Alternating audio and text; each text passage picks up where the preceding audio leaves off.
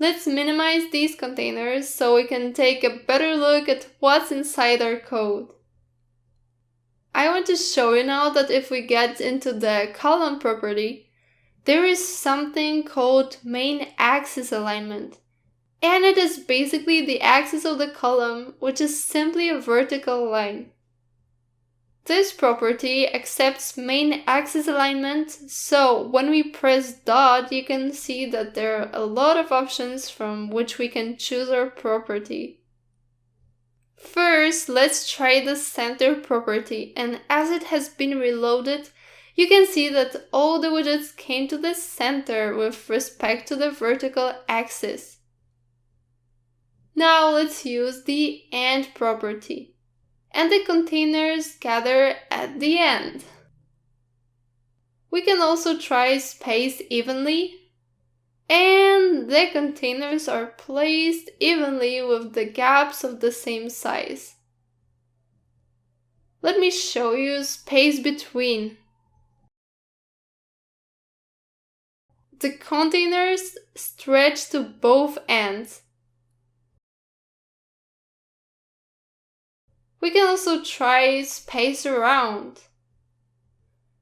Well, those were some of the main options. Now there's another property called cross-axis alignment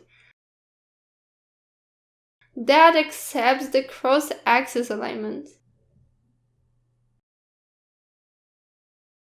How about we choose the center and reload it?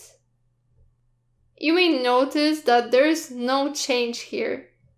It's because all of the widgets have a similar width, and the total width of the column is the size of the widest widget inside it.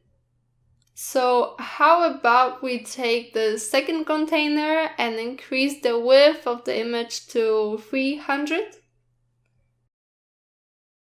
Now you can see that the width of the column has also changed as it took the width of its widest child, and based on the horizontal line, every widget is aligned to the center. Okay, let's change the cross-axis to start. And as you see, every container got aligned with the start of the horizontal line. Finally, let me change it to end and observe the positions. Obviously, the containers are aligned with the end of the horizontal line. Now at this point, let's open something called a Flutter Inspector in order to observe the widgets properly. It's right here. It takes a few seconds to install the DevTools. So, if I click on the Show Guideline button, you'll notice that all the borders of the widgets are highlighted. It's actually used to help us fix all the layout errors. Now, this Show Baseline button is used to show all the baselines. If you look carefully, a small green line under the text -app is actually demarking the baseline. Those are very important and helpful tools which you will need. You can also explore some other buttons. The line which you see over here is the edge of the column. I'm gonna click on the Highlight Repaint button. Nothing happens. Well, basically what it does is that it highlights any parts that have been repainted or changed. So you can observe that as soon as I unclick the Show Guideline button and click on it again. There are some changes on the screen, and the Highlight Repaint button is obviously highlighting them. Now I'm going to click on the widget selector. We can click on any widget and get details about it. It's as simple as that.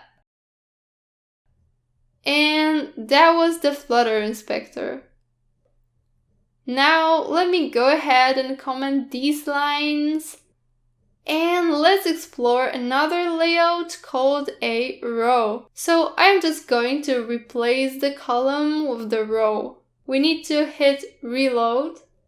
Okay, there is some minor screen overflow because the widgets have moved out of the screen size. Therefore, what we need to do is to decrease the width of the container and hit reload once again.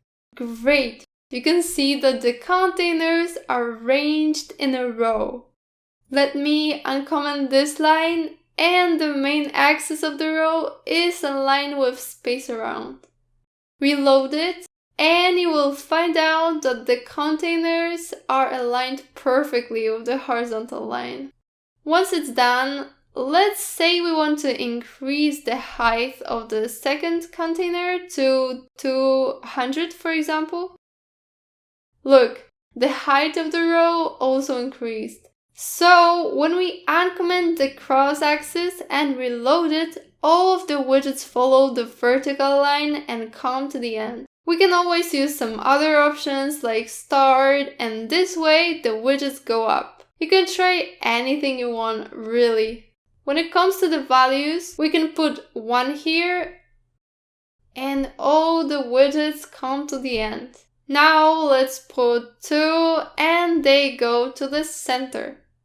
If we type 3, they're gonna use the stretch property. You can also stretch them using a different method. Let me choose start and reload it again. Now I'm gonna select stretch. So basically what it does is that it stretches all the heights of the containers within the row. And it looks pretty cool, right? Remember, if you ever get confused about the cross and main axis of rows and columns, check out these layout docs and all of your doubts will disappear. The explanations are very clear.